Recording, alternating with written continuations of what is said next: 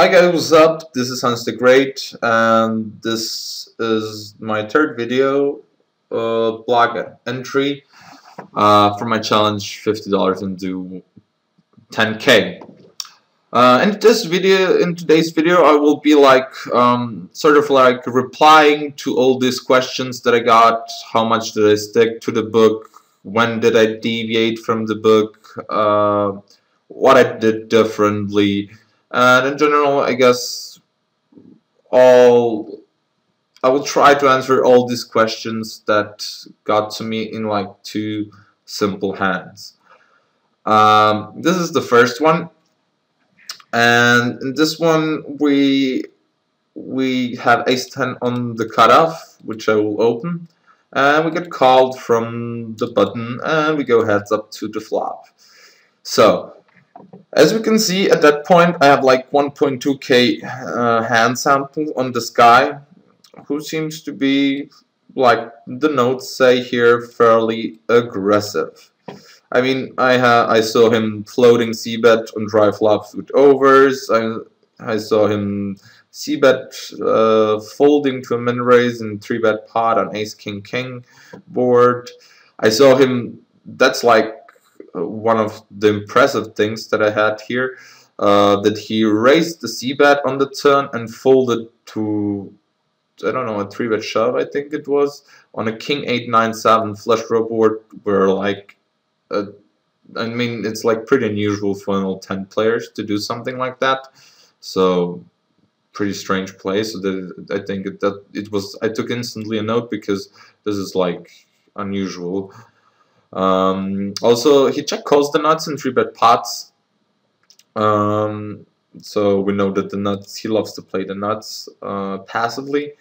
That his second barrel in range contains any ace high, and then once again one of his fancy attempts was to c-bet, min 3-bet fold on a 6-7-8 rainbow flop, which, I mean, doesn't really have to be in anything bad. He might do it with an 8, I don't know, but it's simply just telling me that the guy is capable of making fancy plays. So, knowing that this guy is capable of doing fancy play, let's take a look. Basically, he folds on the flop 13% to c-bets and 6% on the turn to c-bets, and raise c-bet on the flop is 13 and 50% on the turn. So basically, this guy is gonna make a play at us if he's gonna call the flop, and most likely gonna play back at us on the turn. Which it's not necessarily bad. I just say that we have to be prepared with our top pair here to see a raise on the turn. So in this particular case, I just stick to the book, bet, and he bet again. And as we expected, I mean, I expected, sorry, as I expected, he went ahead and made a play on the turn.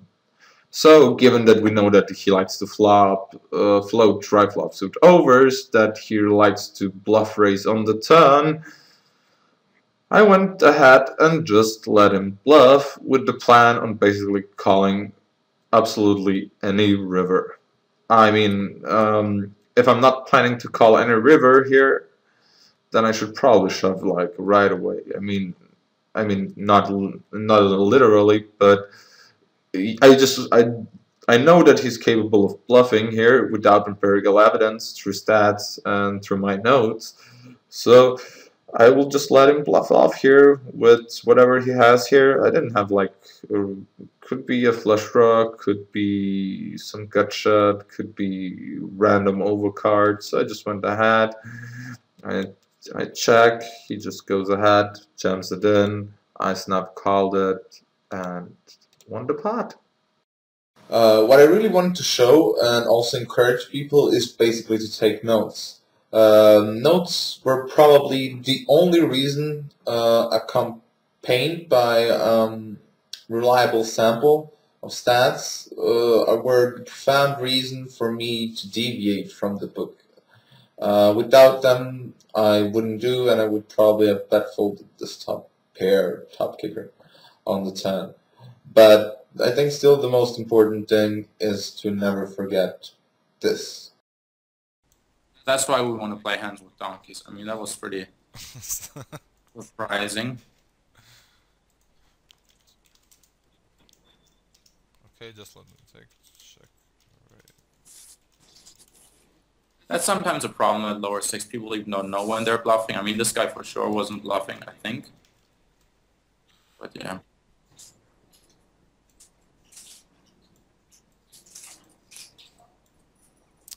Okay, this I'm gonna call. Okay, Jesus scored. Yeah. It's funny. By the way, would you also advise, if we want to really stick to the book, to always get out when we are deeper like than 140, 150 big blinds to make like decision? If you're uncomfortable, yeah. Otherwise, I mean, we're definitely gonna stay, especially on video. But I mean, anybody has a question, always ask. Ask for and post hands and go from there. Okay, okay, what's our plan here? I would just go broke here. We go broke, but it might be better to call. I think it's best to call here. There's an advantage. I mean, our hand isn't that super strong. I mean, you can just get in, no problem, because he's also not that deep. But like, I'm in a way hoping a little bit for a queen or a jack to come, so we can just check it down. Because I feel his min 3-bet might be very strong. Now I think we just get it in 270 and yeah. I don't see. He has ace king, he has ace king. Huh? What is that? What is that? I'm thinking, does he have ace king? Does he have...